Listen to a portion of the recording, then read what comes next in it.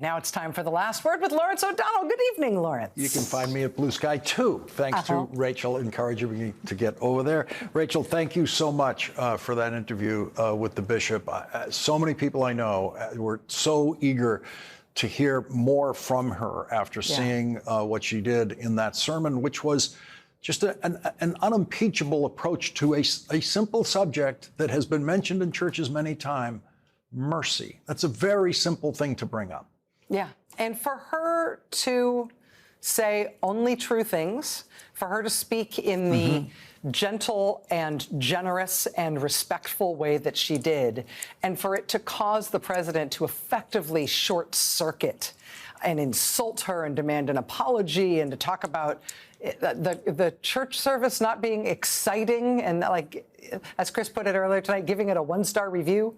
I mean, the contrast between the dignity and humility of her remarks and him just being incapable of hearing anybody speaking to him in those kinds of terms was a real character call. And I was happy to hear her elaborate on her thoughts on it and what's happened since, and the fact that she gets nervous speaking from the pulpit is really interesting. Yeah, and you know, having watched it tonight, I think when I was watching it in your program, it might have been the third or fourth time I saw it. So this time I actually focused on someone other than Donald Trump. And what I noticed was the only person in those first 2 rows who actually seemed to know how to even listen to that was Vice President Vance's wife. The Vice President, Vance, he was turning to try to chat with her, rolling his eyes, and she refused to do it. She refused. She stayed right on the bishop, and all those Trumps, those Trump kids looking at her. You could and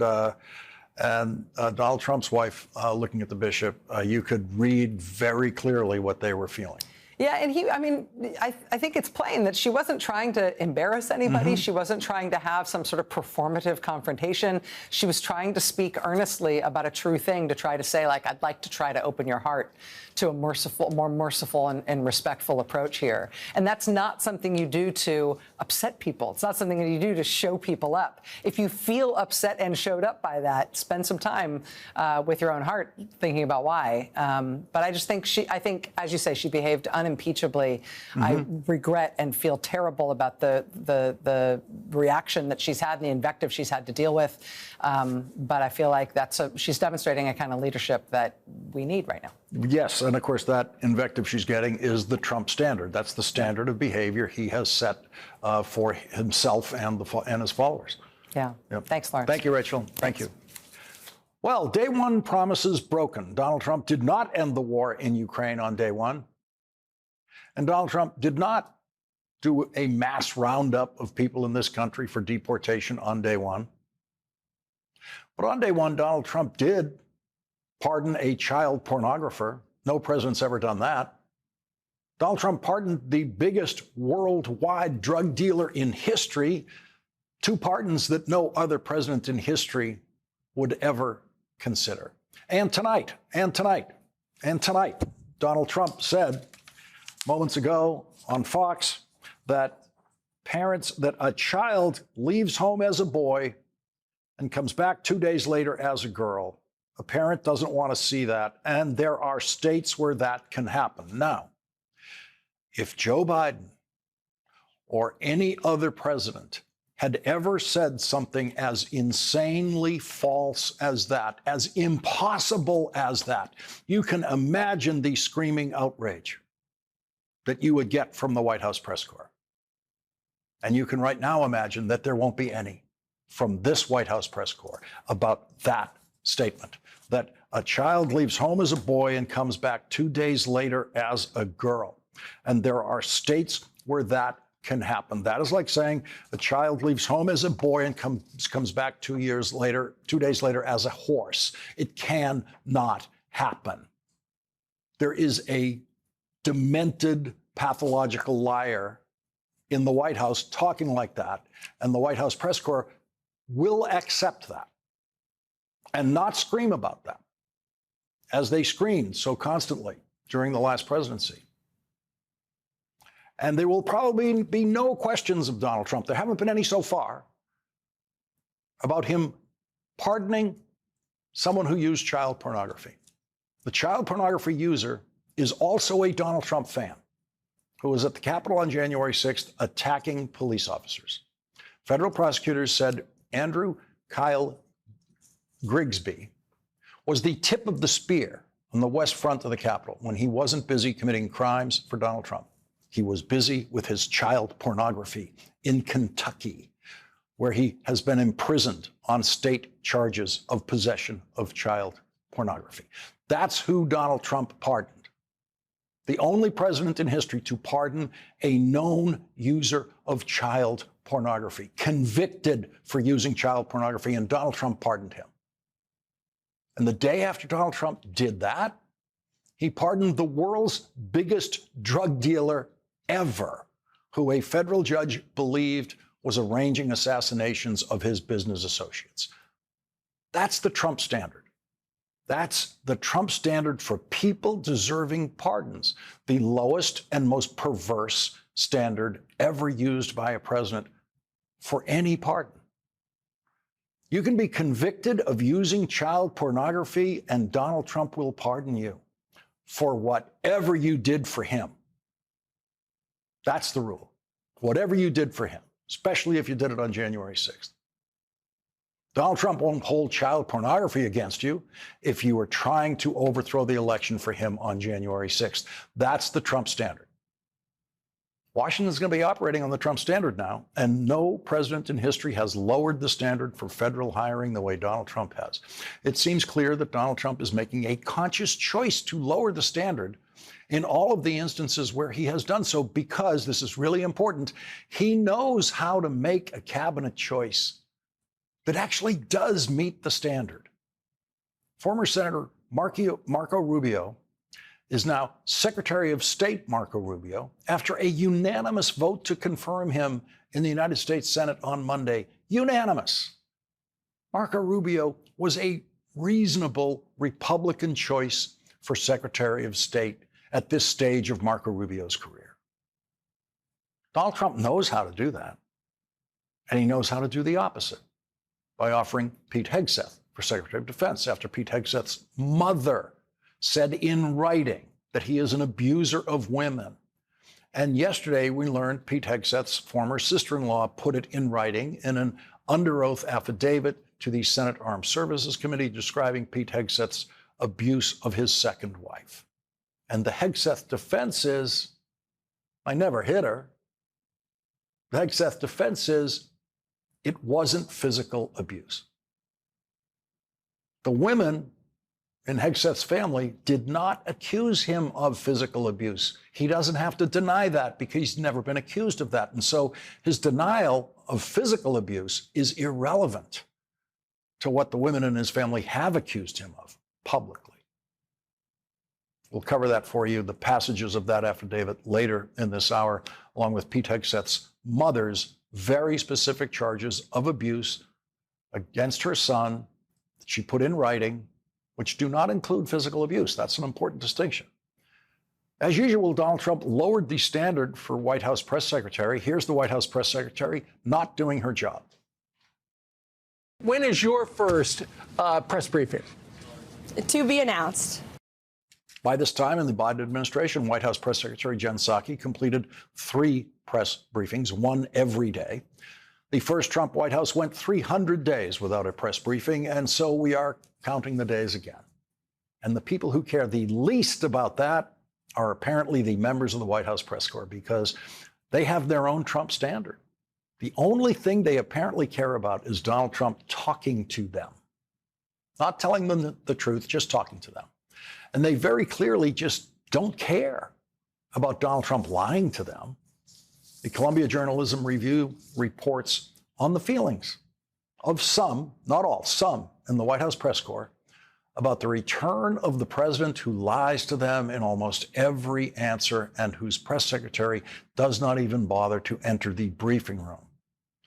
Despite his sometimes strident and sometimes even violent rhetoric about the press, he loves talking to us, the print reporter said. And his team, they like talking to us. And they know that they're going to have a huge audience. I actually think the team that's coming in is not going to be as horrific as people might imagine. The veteran White House reporter said, that's the White House press corps' Trump standard, not as horrific. And they're fine with that.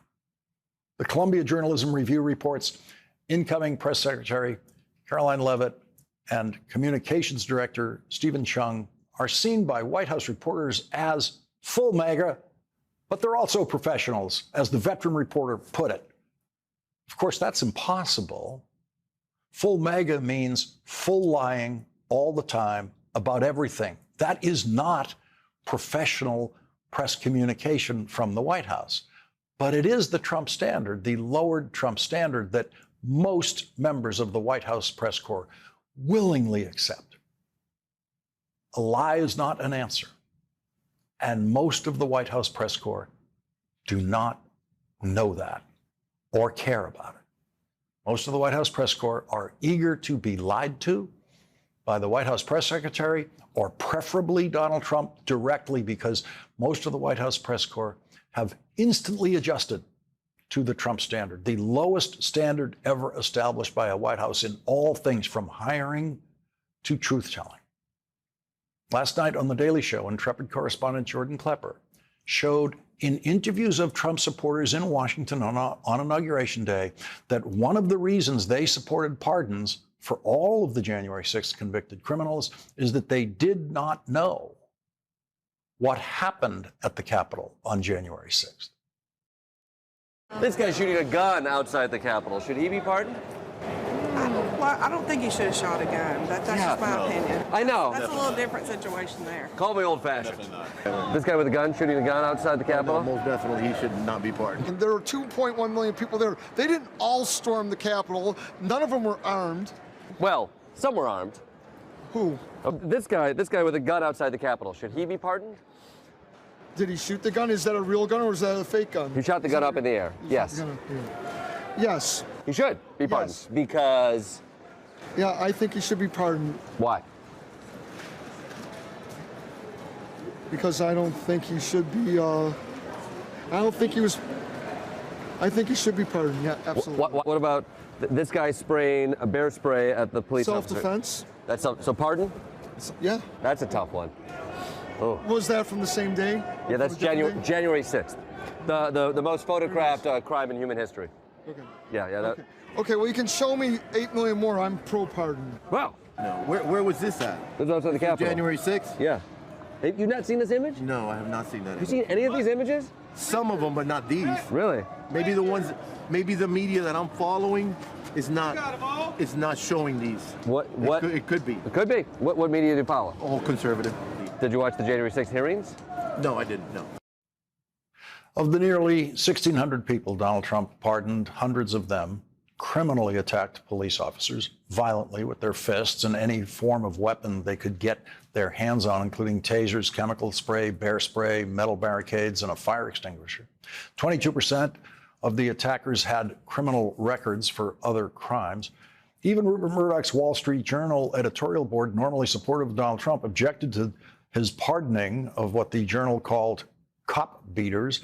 And yesterday, Donald Trump pardoned Ross Ulbricht, the creator of a billion dollar dark web marketplace called Silk Road, which one FBI agent described as the Amazon of the criminal drug trade. The website used cryptocurrency, which was enough to make this worldwide drug dealer a hero of the cryptocurrency cult that Donald Trump is now a leader of after first opposing cryptocurrency.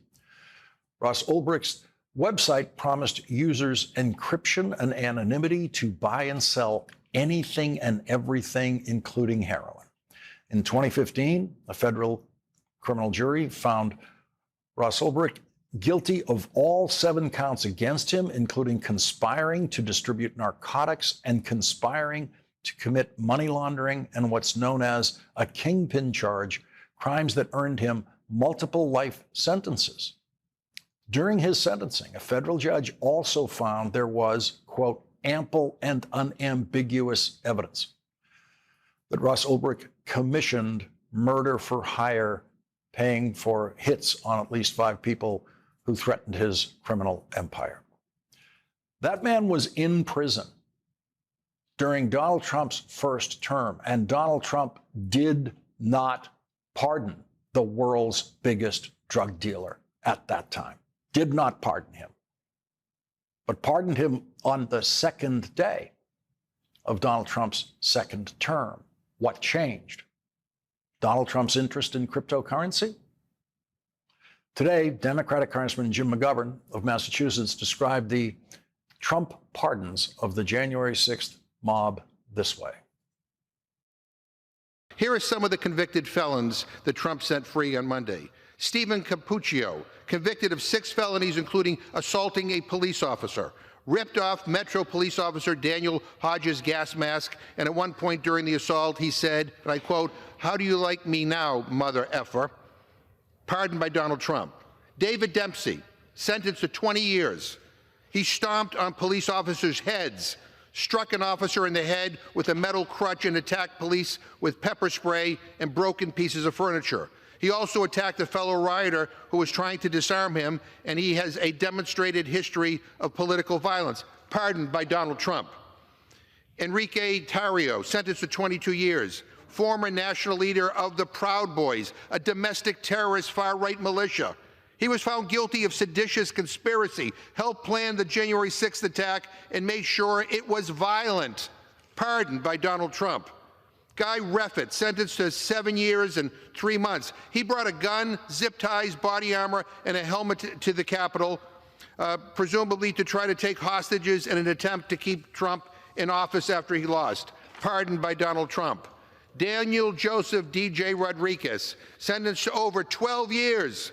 He repeatedly tased Officer Mike Fanone, shocking him in the neck multiple times and causing him to lose consciousness and have a heart attack. He was pardoned by Donald Trump. Patrick McCaughey III, sentenced to 90 months. He assaulted police, beat their faces and bodies with riot shields and batons that he stole for them. Pardoned by Donald Trump. Peter Francis Stager, sentenced to 4 years and 4 months. He pled guilty to assaulting an officer with a deadly weapon. On video declaring every single one of those Capitol law enforcement officers, death is the remedy. Those are his words. That is the only remedy they get. Pardoned by Donald Trump. Julian Cater, sentenced to 6 years, attacked Officer Brian Sicknick with pepper spray. Officer Sicknick died the next day after suffering 2 strokes. Edward Jake Lang was on trial for 11 charges, including swinging a baseball bat at officers. In addition to his January 6 charges, he began organizing a nationwide network of armed militias in all 50 states. Pardoned by Donald Trump. Mr. Speaker, criminals pardoned were not tourists. They were not peaceful. They were violent criminals. And here's just one example. Daniel Ball's case was dismissed today, and he was released from jail. Why was he in jail? He was being held in pretrial detention because of what a judge described as, quote, some of the most violent and serious offenses of any of the charges being brought against participants in the January 6th events, end quote. That includes hurling an explosive device into the Lower West Terrace tunnel of the Capitol, the scene of some of the most egregious violence against police that day. Some officers suffered from hearing loss for months. But get this, Mr. Speaker, Mr. Ball has already been arrested again on federal gun charges.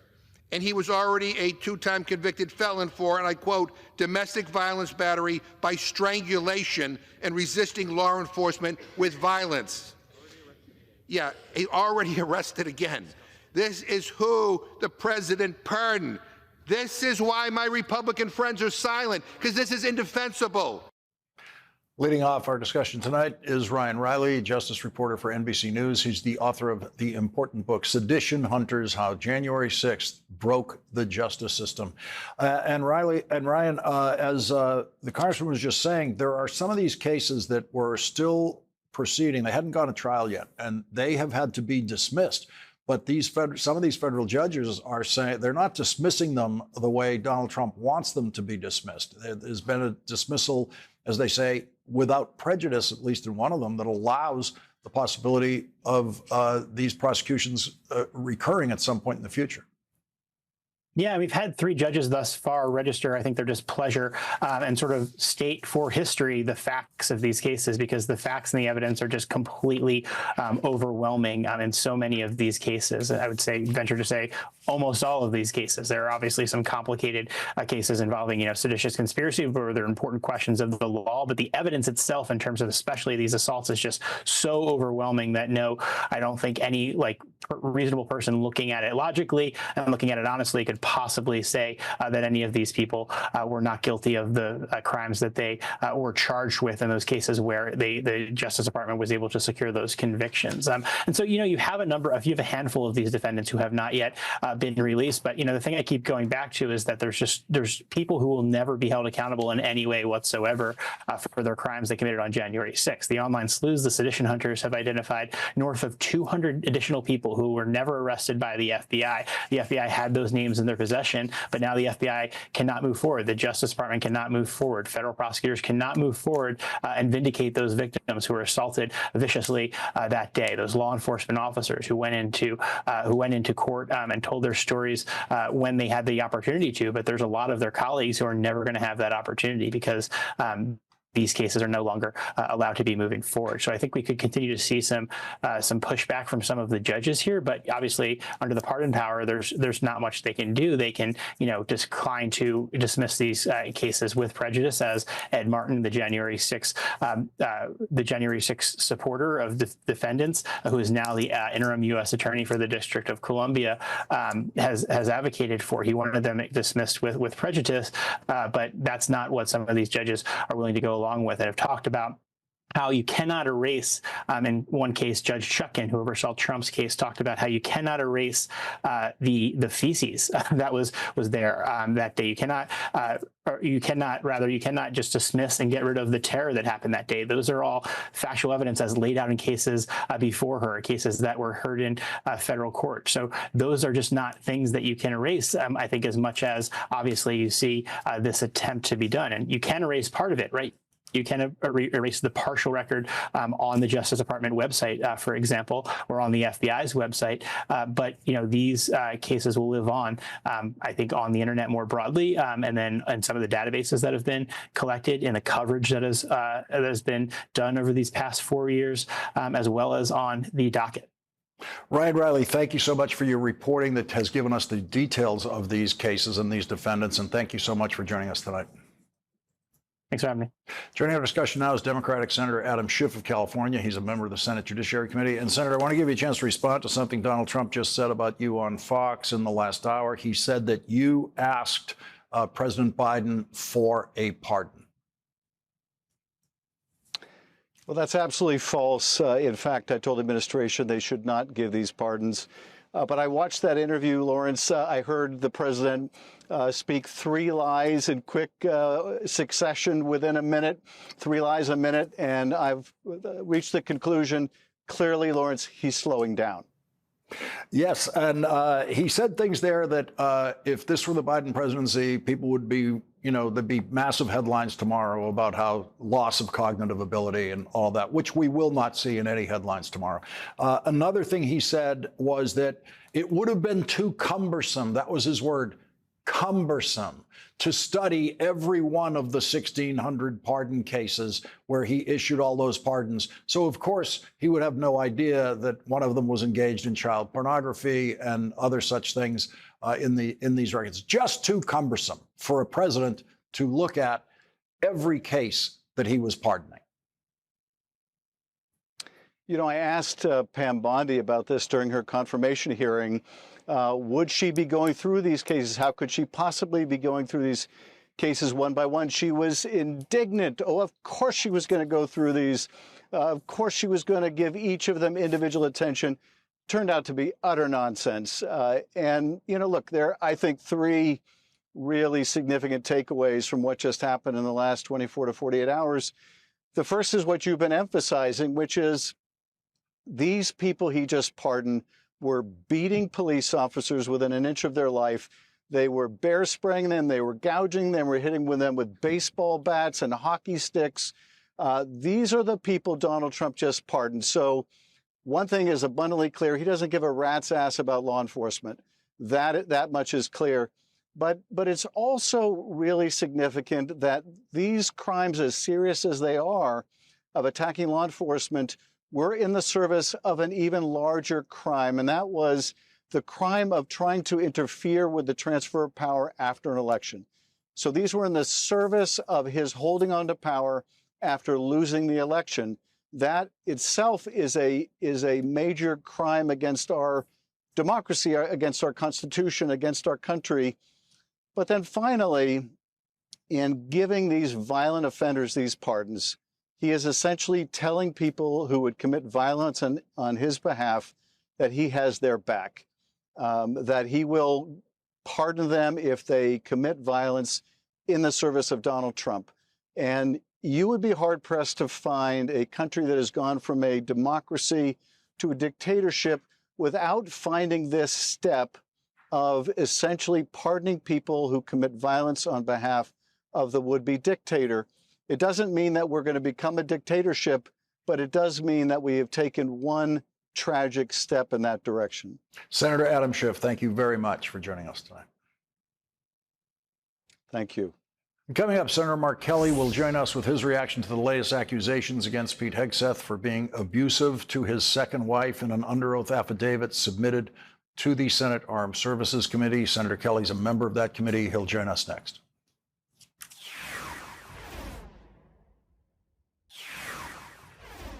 Now, there are two women from Pete Hegseth's family, his mother and his former sister-in-law, who say that he was abusive to women, especially his second wife. Danielle Hegseth, the former wife of Pete Hegseth's brother, has put her accusations against Donald Trump's choice for defense secretary in writing in a sworn affidavit under oath submitted to the Senate Armed Services Committee. All 13 Democrats on the committee have now read that under oath affidavit. Several Republican senators have also read it. That affidavit echoes and underlines what Pete Hegseth's mother said directly to him in an email at the time. Pete Hegseth's mother and his former sister-in-law do not accuse him of physical abuse. They never do. Pete Hegseth's second wife issued a statement in response to Danielle Hegseth's new affidavit, saying that she never suffered physical abuse from Pete Hegseth. And that is consistent with Pete Hegseth's mother's description of the abuse and Danielle Hegseth's description of the abuse in her under oath affidavit, where she does not allege physical abuse. During Pete Hegseth's second marriage, he had an affair and impregnated a woman at his workplace, and the woman he is now married to.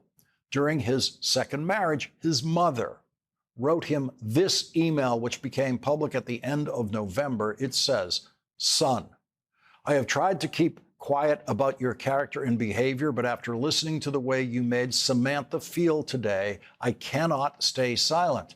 And as a woman and your mother, I feel I must speak out. You are an abuser of women.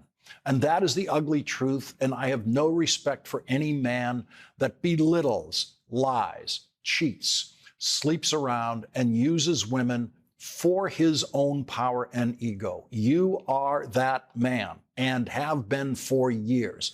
And as your mother, it pains me and embarrasses me to say that, but it is the sad, sad truth. Your abuse over the years to women, dishonesty, sleeping around, betrayal, debasing, belittling, needs to be called out. It's time for someone, I wish it was a strong man, to stand up to your abusive behavior and call it out, especially against women. We still love you, but we are broken by your behavior and lack of character. I don't want to write emails like this and never thought I would. If it damages our relationship further, then so be it, but at least I have said my piece. I don't want an answer to this. I don't want to debate with you. You twist and abuse everything I say anyway.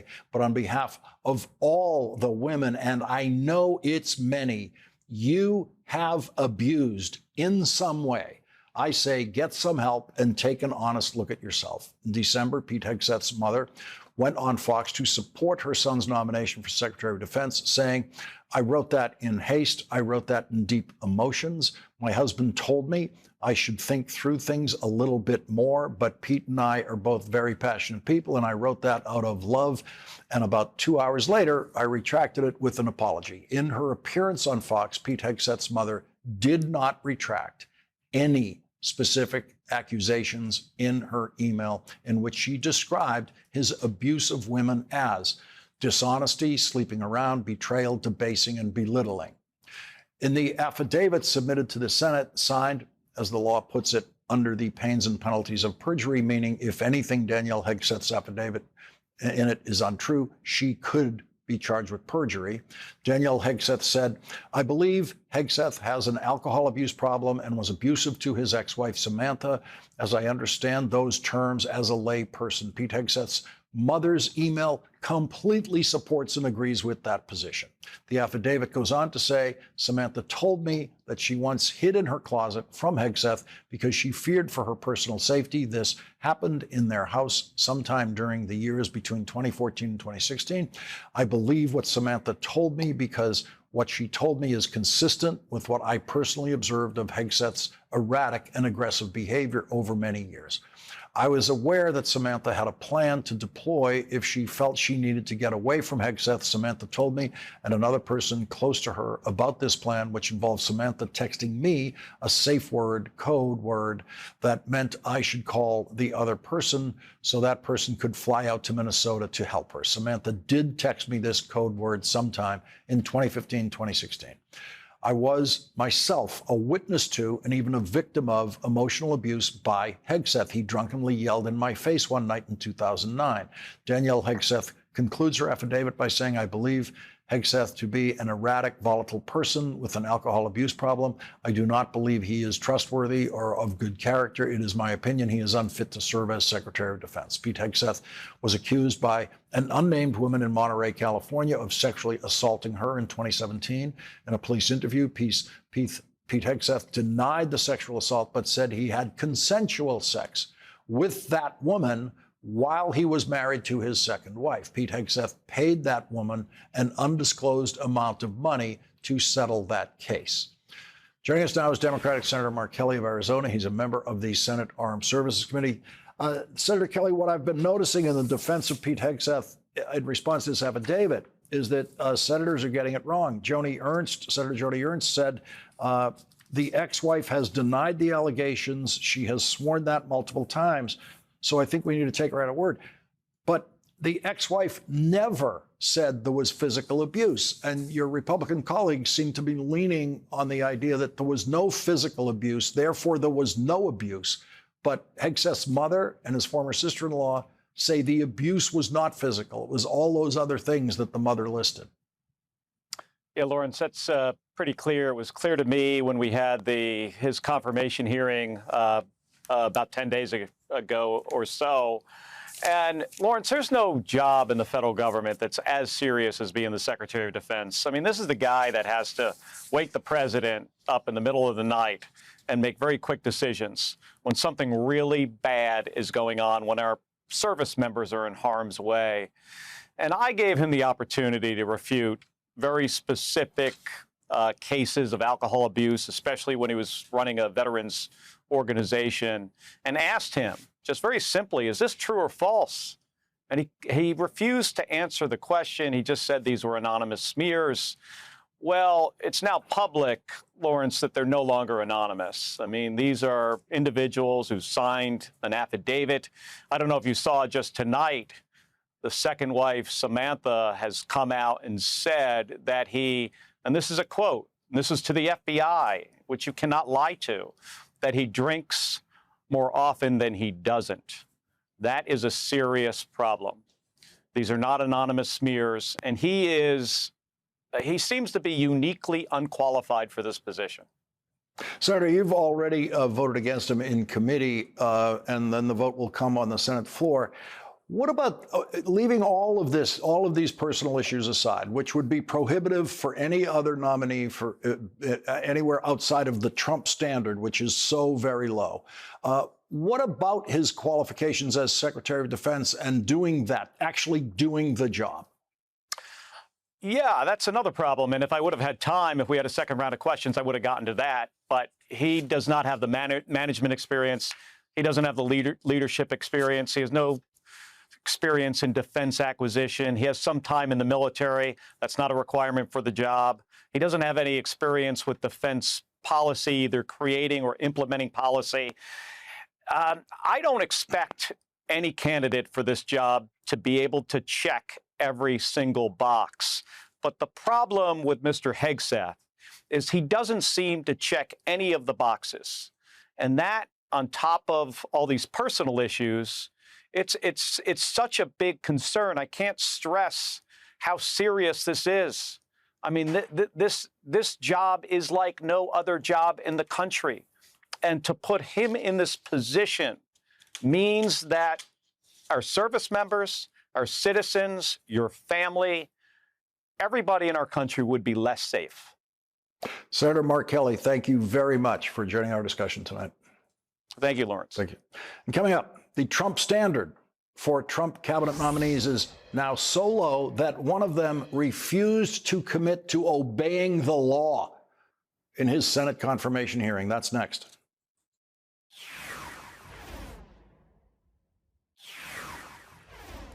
Only the lowered Trump hiring standard would produce a nominee for director of the Office of Management and Budget who refuses to say that he will obey the law. Will you comply with the Impoundment Control Act? Senator, the president ran against the Impoundment Control Act. This is, Mr. Vogt, I know what the president did. He wants to change lots of things. He can submit legislation to do that. But you are going to be the head of OMB, and here today at this hearing, you're refusing to commit to comply with the Impoundment Control Act. Is that right? Are you refusing to commit to complying? Senator, the administration has to go through a policy process to understand the legal parameters for operating in the ICA. Okay, I'm going to reclaim my time. I'm sorry. I was just, it seems that complying with the current law, even if you disagree with it, would result in a clear answer. Yes, I will comply with current law. Joining us now is congressional historian Norm Ornstein. He's an emeritus scholar at the American Enterprise Institute, and journalist John Harwood, now a distinguished fellow at Duke University's DeWitt Wallace Center for Media and Democracy. And John, don't want to get too complicated for the audience, but this is kind of a simple issue and a crucial issue, which is will you actually execute the laws that Congress passes, especially when they appropriate money? The theory of the Trump people is, yeah, Congress can appropriate the money, but we don't have to actually spend it. Well, a couple of things, Lawrence. First of all, Russ Vought is an ideologically extreme aide to Donald Trump. He's like Stephen Miller in that regard. He's a Christian nationalist who is possessed of the idea that Christians are under assault by the rest of the country. But in this way, he reflects what his boss believes. Donald Trump does not consider himself bound by the rule of law. He considers himself bound by what he can get away with, either by physical force, as he tried on January 6th, and of course he's pardoned all those people, or political force. And he and his team are exercising political force to make Republican senators go along. And there's every indication that they will go along. And then the question is, will the court stop them? And we don't know the answer to that. Certainly, he's got a very favorable Supreme Court, and anything that gets kicked up there, anybody's guess. Norm, there are members of Congress who are more fearful of this nominee than almost any other because of what they were talking about in that hearing today. Exactly so, Lawrence. And John is right. This is a Christian nationalist extremist, but most people don't have any idea what power there is in the Office of Management and Budget.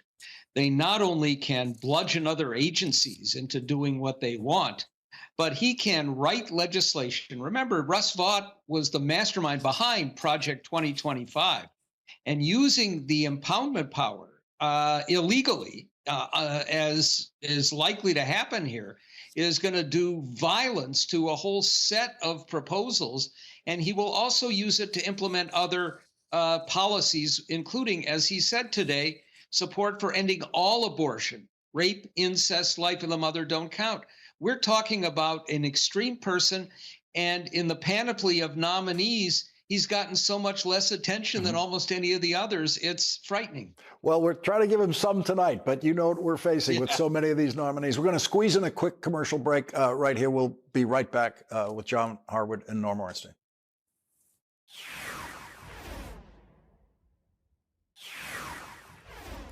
Back with us, Norm Ornstein and John Harwood. And the New Yorker's investigative journalist and author, Patrick Redden Keefe, a brilliant journalist who's going to join us tomorrow night here, said this about covering the Trump White House. That's not something he's done. It's something he's observing as a journalist. And he says, if you're dealing with pathological liars, I don't know how good the access is. And John, it seems many in the White House press corps are very happy with the access they have in the Trump White House. How should they be covering this beat? Patrick's point is exactly correct. Having conversations with somebody who's only lying to you has extremely limited value. And I hope my colleagues in the press corps keep their eye on the ball. The ball is not how much time you personally get to converse with the president, how entertaining he is when you converse with him, how what kind of play your story gets, how much your face gets on television. The ball is, what is he actually doing? How does it affect American citizens? How does it affect the interests of the United States? And I think sometimes people get confused on priorities. And given the fact that Donald Trump almost never says anything that's true, I think the access, as Patrick indicated, has very, very limited value. Norm, how do you get the White House press corps to understand, or I don't mean all of them, I mean many. There are some great people working there, but that a Donald Trump answer, a Donald Trump words after a question mark is not an answer. A lie is not an answer. So John and you and a handful of others have pounded away at this for a long time. I don't hold out a lot of hope, Lawrence. Our hope to avoid a vicious, violent autocracy is the guardrails we have. Republicans who control the House and Senate, forget about it. The Supreme Court, Chief Justice John Roberts swore in the autocrat he created. And the press corps is showing very little sign of help. Peter Alexander of NBC tried to push Trump on these outrageous pardons of violent criminals and insurrectionists. Trump screamed at him, shouted him down. Nobody stood up for him. Good reporters would have said, we're out of here. You can't do that to one of ours. Boy, did they go after Biden when he objected to something. We are in a deep, deep hole, and I wish I could say that the enemy of the people, as Trump called them, would be stepping up to the plate, and I don't see it. Norm Ornstein and John Harwood, thank you both very much for joining our discussion tonight. Thank you, Lawrence. Thank you. We'll be right back. That is tonight's last word.